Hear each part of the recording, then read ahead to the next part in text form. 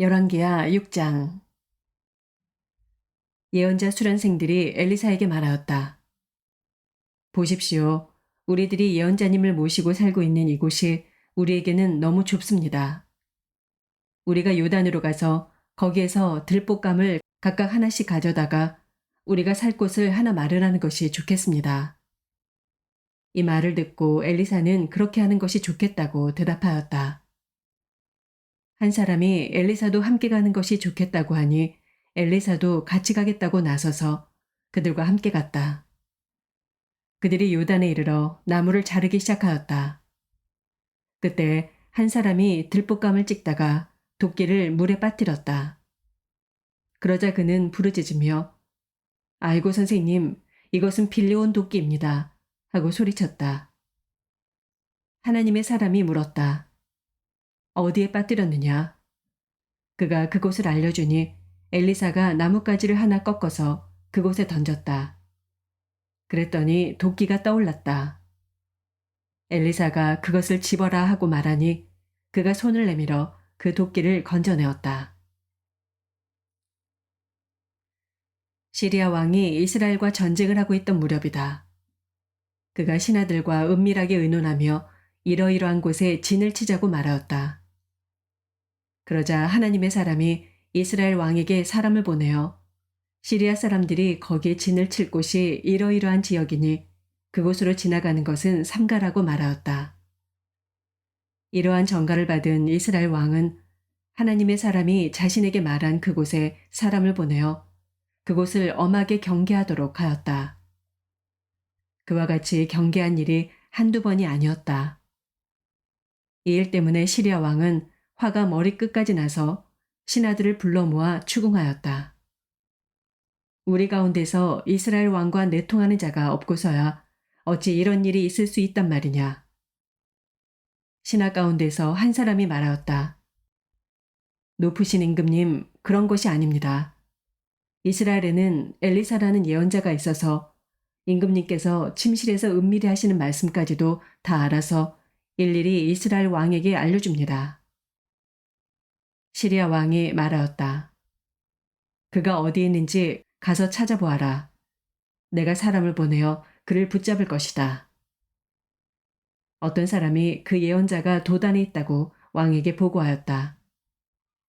왕은 곧 그곳에 기마와 병거와 중무장한 강한 군대를 보내어서 밤을 틈타 그 성읍을 포위하였다. 하나님의 사람의 시종이 아침에 일찍 일어나서 밖으로 나가보니 강한 군대가 말과 병거로 성읍을 포위하고 있는 것이 아닌가. 그 시종이 엘리사에게 와서 이 사실을 알리면서 걱정하였다. 큰일이 났습니다, 선생님. 어떻게 하면 좋습니까? 엘리사가 말하였다. 두려워하지 말아라. 그들의 편에 있는 사람보다는 우리의 편에 있는 사람이 더 많다. 그렇게 말한 다음에 엘리사는 기도를 드렸다. 주님, 간구하오니 저 시종의 눈을 열어주셔서 볼 수 있도록 해주십시오. 그러자 주님께서 그 시종의 눈을 열어주셨다. 그가 바라보니 온 언덕에는 불말과 불수레가 가득하여 엘리사를 두루 에워싸고 있었다. 시리아 군대들이 산에서 엘리사에게로 내려올 때 엘리사가 주님께 기도하였다. 주님, 이 백성을 쳐서 눈을 멀게 해주시기를 간구합니다. 그러자 주님께서는 엘리사의 말대로 그들을 쳐서 눈을 멀게 하셨다. 엘리사가 그들에게 말하였다. 이 길은 당신들이 가려는 길이 아니며 이 성읍도 당신들이 찾는 성읍이 아니니 나를 따라오시오. 내가 당신들이 찾는 그 사람에게로 데려다 주겠소. 이렇게 하여 엘리사는 그들을 사마리아로 데리고 갔다. 그들이 사마리아에 들어서자 엘리사가 주님, 이들의 눈을 열어서 보게 해주십시오. 하고 기도하였다. 주님께서는 그들의 눈을 열어주셨다. 그들은 비로소 자기들이 사마리아 한가운데 있는 것을 알게 되었다. 이스라엘 왕이 그들을 보고 엘리사에게 말하였다. 이스라엘의 아버지께서는 말씀해 주십시오. 그들이 눈을 뜨고 보게 되면 쳐서 없애버려도 됩니까? 엘리사가 말하였다. 쳐서는 안 됩니다. 그들을 칼과 활을 가지고 사로잡았습니까? 어찌 임금님께서 그들을 쳐 죽이시겠습니까? 차라리 밥과 물을 대접하셔서 그들이 먹고 마시게 한 다음에 그들의 상전에게 돌려보내시는 편이 좋겠습니다. 그리하여 왕이 큰 잔치를 베풀어서 그들에게 먹고 마시게 한 다음에 그들을 보내니 그들이 자기들의 상전에게로 돌아갔다. 그로부터 시리아의 무리들이 다시는 이스라엘 땅을 침략하지 못하였다. 그러나 그런 일이 있은 지 얼마 뒤에 시리아 왕 벤 하닷이 또다시 전군을 소집하여 올라와서 사마리아를 포위하였다. 그들이 성을 포위하니 사마리아 성 안에는 먹거리가 떨어졌다. 그래서 나귀 머리 하나가 은 80세겔에 거래되고 비둘기똥 4분의 1갑이 은 5세겔에 거래되는 형편이었다. 어느 날 이스라엘 왕이 성벽 위를 지나가고 있을 때 한 여자가 왕에게 부르짖었다. 높으신 임금님, 저를 좀 살려주십시오. 왕이 대답하였다. 주님께서 돕지 않으시는데 내가 어찌 부인을 도울 수가 있겠소. 내가 어찌 타작 마당에서 곡식을 가져다 줄 수가 있겠소. 포도주 틀에서 술을 가져다 줄 수가 있겠소. 도대체 무슨 일로 그러오? 그 여자가 말하였다. 며칠 전에 이 여자가 저에게 말하기를 내 아들을 내놓아라. 오늘은 내 아들을 잡아서 같이 먹고 내일은 내 아들을 잡아서 같이 먹도록 하자 하였습니다. 그래서 우리는 우선 제 아들을 삶아서 같이 먹었습니다. 다음 날 제가 이 여자에게 내 아들을 내놓아라. 우리가 잡아서 같이 먹도록 하자 하였더니 이 여자가 자기 아들을 숨기고 내놓지 않습니다. 왕은 이 여자의 말을 듣고는 기가 막혀서 자기의 옷을 찢었다. 왕이 성벽 위를 지나갈 때 백성들은 왕이 겉옷 속에 베옷을 입고 있는 것을 보았다. 왕이 저주받을 각오를 하고 결심하여 말하였다. 사밧의 아들 엘리사의 머리가 오늘 그대로 붙어 있다면 하나님이 나에게 벌 위에 더 벌을 내리신다 하여도 달게 받겠다. 그때 엘리사는 원로들과 함께 자기 집에 앉아 있었다. 왕이 전령을 엘리사에게 보냈다. 그 전령이 이르기 전에 엘리사가 원로들에게 말하였다. 여러분은 살인자의 아들이 나의 머리를 베려고 사람을 보낸 것을 알고 계십니까? 전령이 오거든 문을 단단히 걸어 잠그고 그를 들어오지 못하게 하십시오. 그를 보내놓고 뒤따라오는 그 주인의 발자국 소리가 벌써 들려오고 있지 않습니까? 엘리사가 원로들과 함께 말하고 있는 동안에 왕이 엘리사에게 와서 말하였다. 우리가 받은 이 모든 재앙을 보시오. 이런 재앙이 주님께로부터 왔는데 내가 어찌 주님께서 우리를 도와주시기를 기다리겠소. 디모데전서 3장. 이 말은 옳습니다. 어떤 사람이 감독의 직분을 맡고 싶어 하면 그는 훌륭한 일을 바란다고 하겠습니다. 그러므로 감독은 책망할 것이 없으며 한 아내의 남편이며 절제하며 신중하며 단정하며 나그네를 대접하며 가르치기를 잘하며 술을 즐기지 아니하며 난폭하지 아니하고 너그러우며 다투지 아니하며 돈을 사랑하지 아니하며 자기 가정을 잘 다스리며 언제나 위엄을 가지고 자녀들을 순종하게 하는 사람이라야 합니다. 자기 가정을 다스릴 줄 모르는 사람이 어떻게 하나님의 교회를 돌볼 수 있겠습니까? 또 새로 입교한 사람도 안 됩니다. 그리하면 그가 교만해져서 마귀가 받을 심판에 떨어질 위험이 있습니다. 감독은 또한 교회 밖의 사람들에게도 좋은 평판을 받는 사람이라야 합니다. 그래야 그가 비방을 받지 않으며 악마의 올무에 걸리지 않을 것입니다. 이와 같이 집사들도 신중하며 한 입으로 두 말을 하지 아니하며 술에 탐닉하지 아니하며 부정한 이득을 탐내지 아니하며 믿음의 비밀을 깨끗한 양심에 간직한 사람이라야 합니다. 이런 사람들을 먼저 시험하여 보고 책망받을 일이 없으면 집사일을 하게 하십시오. 이와 같이 여자들도 신중하며 험담하지 아니하며 절제하며 모든 일에 성실한 사람이라야 합니다. 집사들은 한 아내의 남편이며 자녀와 자기 가정을 잘 다스리는 사람이라야 합니다. 집사의 직무를 잘 수행한 사람들은 좋은 지위를 얻게 되고 그리스도 예수를 믿는 믿음에 큰 확신을 얻게 됩니다. 내가 곧 그대에게 가기를 바라면서도 이 편지로 이런 지시를 써보내는 것은 만일 내가 늦어지더라도 하나님의 가족 가운데서 사람이 어떻게 처신해야 하는지를 그대가 알게 하려는 것입니다. 이 가족은 살아계신 하나님의 교회요, 진리의 기둥과 터입니다. 이 경건의 비밀은 참으로 놀랍습니다. 그분은 육신으로 나타나시고 성령으로 의롭다는 인정을 받으셨습니다.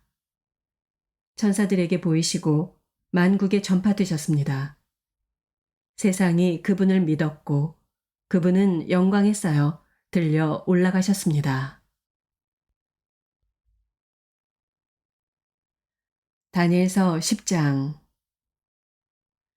페르시아의 고레스 왕 제3년에 일명 벨드사살이라고 하는 다니엘이 계시로 말씀을 받았다.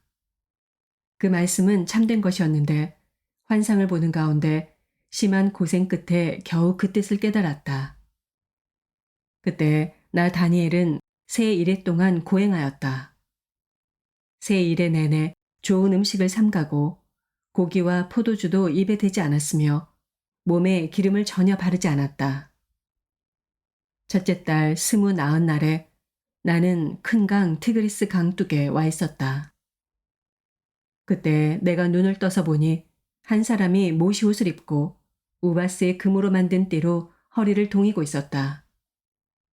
그의 몸은 녹주석같이 빛나고 그의 얼굴은 번갯불같이 환하고 눈은 횃불같이 이글거리고 팔과 발은 빛나는 노쇠처럼 번쩍였으며 목소리는 큰 무리가 지르는 소리와도 같았다.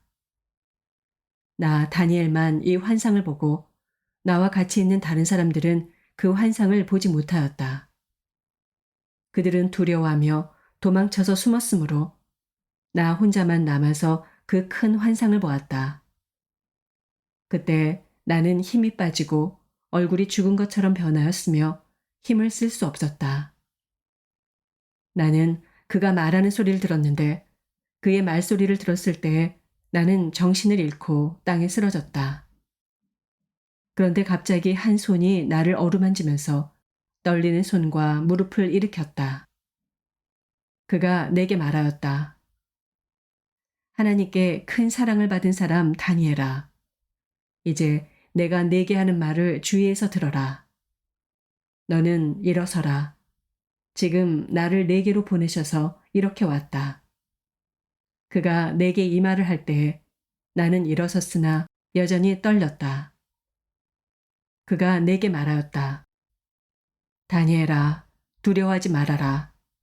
내가 이 일을 깨달으려고 하나님 앞에서 스스로 겸손해지기로 결심한 그 첫날부터 하나님은 내가 간구하는 말을 들으셨다. 내가 간구하는 말에 응답하려고 내가 왔다. 그러나 페르시아 왕국의 천사장이 20하루 동안 내 앞을 막았다. 내가 페르시아에 홀로 남아 있었으므로 천사장 가운데 하나인 미가엘이 나를 도와주었다. 이제 내가 마지막 때에 내 백성에게 일어날 일을 깨닫게 해주려고 왔다. 이 환상은 앞으로 일어날 일을 보여주는 것이다. 그가 내게 이런 말을 할 때에 나는 얼굴을 땅에 대고 벙어리처럼 엎드려 있었다. 그런데 갑자기 사람처럼 생긴 이가 나의 입술을 어루만졌다. 내가 입을 열어서 내 앞에 서 있는 이에게 말하였다. 천사님, 제가 환상을 보고 충격을 받고 맥이 모두 빠져버렸습니다. 이제 힘이 다 빠져버리고 숨도 막힐 지경인데 천사님의 종인 제가 감히 어떻게 천사님께 말씀을 드리겠습니까? 사람처럼 생긴 이가 다시 나를 어루만지시며 나를 강하게 하였다. 그리고 그가 말하였다. 하나님이 사랑하는 사람아, 두려워하지 말아라. 평안하여라. 강건하고 강건하여라. 그가 내게 하는 말을 들을 때 내게 힘이 솟았다. 내가 말하였다. 천사님이 나를 강하게 해주셨으니 이제 내게 하실 말씀을 해주시기 바랍니다. 그가 말하였다. 너는 내가 왜 내게 왔는지 아느냐? 나는 이제 돌아가서 페르시아의 천사장과 싸워야 한다. 내가 나간 다음에 그리스의 천사장이 올 것이다. 나는 진리의 책에 기록된 것을 내게 알려주려고 한다. 너희의 천사장 미가엘 외에는 아무도 나를 도와서 그들을 대적할 리가 없다.